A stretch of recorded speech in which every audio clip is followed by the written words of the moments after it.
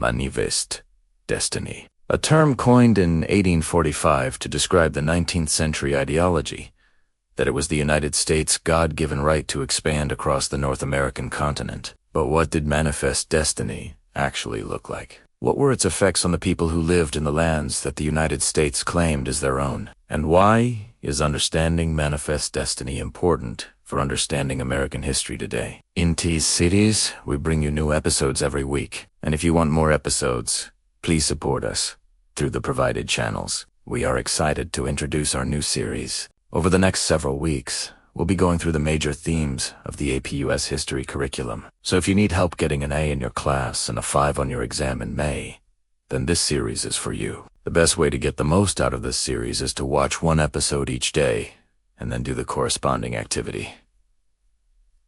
And now let's begin. The United States was not the first nor the only country to believe it had a God-given right to expand across a continent. But the intensity with which Americans embraced the idea of manifest destiny during the 1840s and 1850s is worth some serious consideration. At the time, many Americans really believed that God himself had ordained their nation to expand across the North American continent from sea to shining sea, and they believed that any obstacles in their path, whether natural or otherwise, were put there by God himself for them to overcome. Of course, when they encountered native peoples who had been living on those lands for hundreds or even thousands of years, Americans told themselves that God had clearly meant for them to remove those obstacles.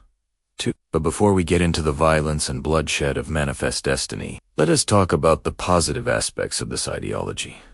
Because without understanding how Americans at the time viewed manifest destiny, we're going to miss the point entirely. And the biggest thing to understand about manifest destiny is that it was on just about spreading American values to the rest of the continent.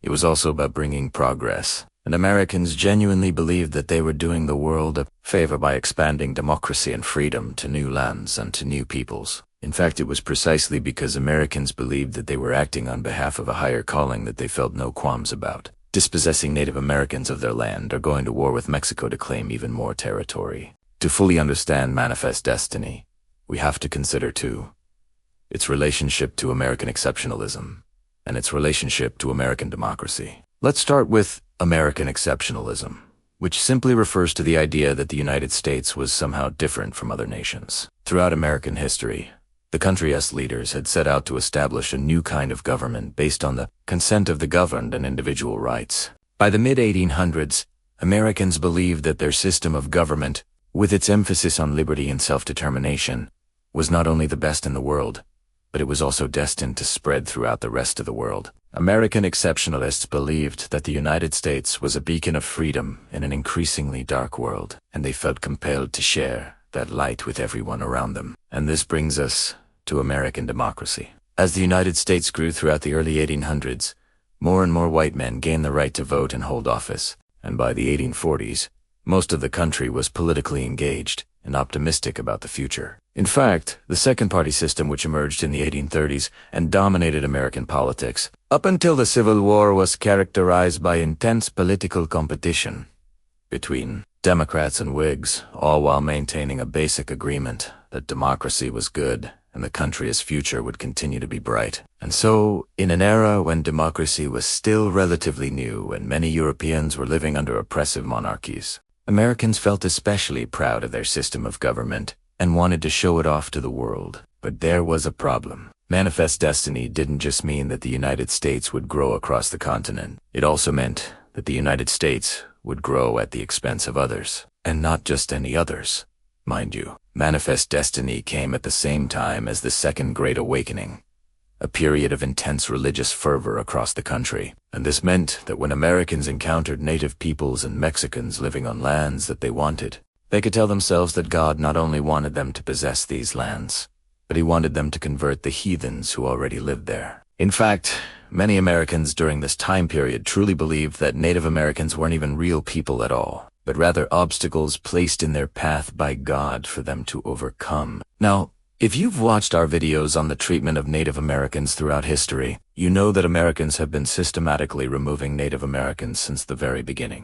And manifest destiny gave Americans a new justification for doing exactly that. Now, to be fair, Americans didn't come up with this way of thinking on their own. European colonizers had been using religion to justify taking land from indigenous populations for centuries. But what sets Manifest Destiny apart is the intensity with which Americans embraced this idea. And that's partly because of the tremendous amount of land that was available in North America.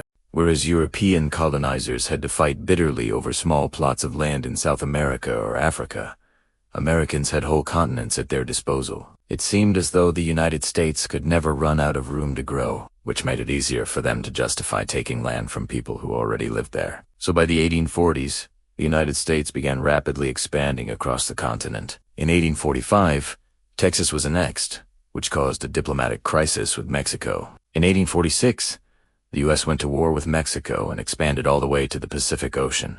And by 1850, the United States had acquired vast territories in the Southwest and along the Pacific coast. And to be clear, this wasn't all peaceful expansion. To take Texas from Mexico, the United States went to war with Mexico. And to take Oregon from Britain, the United States threatened war with Britain. And then once the United States had all of this new land, they had to figure out what to do with it. The question of slavery in newly acquired territories would eventually cause the country to go to war. But before we get to that, check out our video on the Mexican War. So now that the United States had fulfilled its manifest destiny to spread across the continent, Americans began to debate what exactly that meant for the future of the country. Most Americans agree that the acquisition of new territories was a good thing, but they couldn't agree on what to do with those territories. Some Americans argued that newly acquired lands should be admitted to the Union as free states, while others argued that slavery should be allowed in these new territories. Now, if you've been watching this series for a while, you'll know that the question of slavery in new territories isn't a new one. In fact,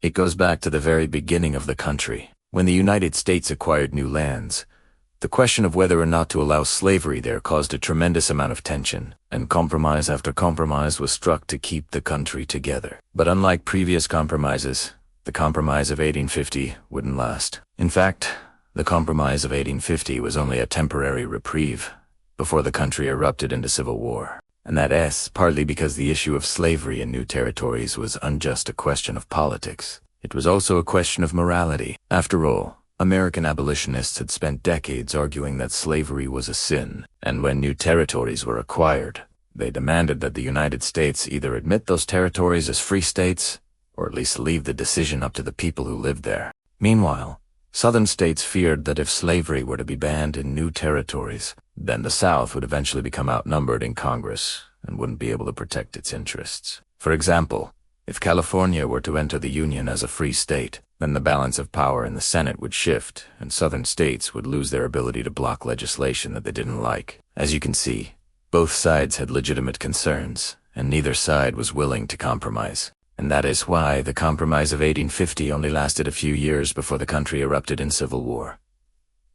Now, if you want to learn more about the road to the Civil War, then you should check out our video on the sectional crisis. So why should you care about Manifest Destiny? Well, the truth is that Manifest Destiny didn't end with the Civil War.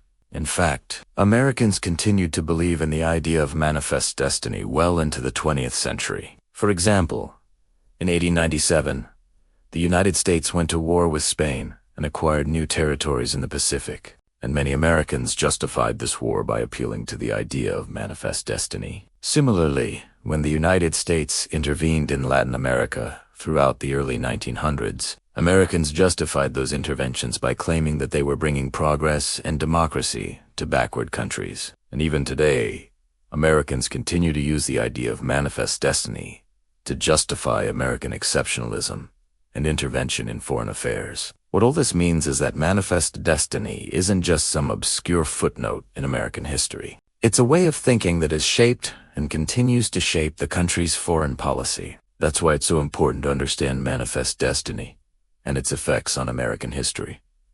Thanks for watching. If you want more episodes, please support us through the provided channels.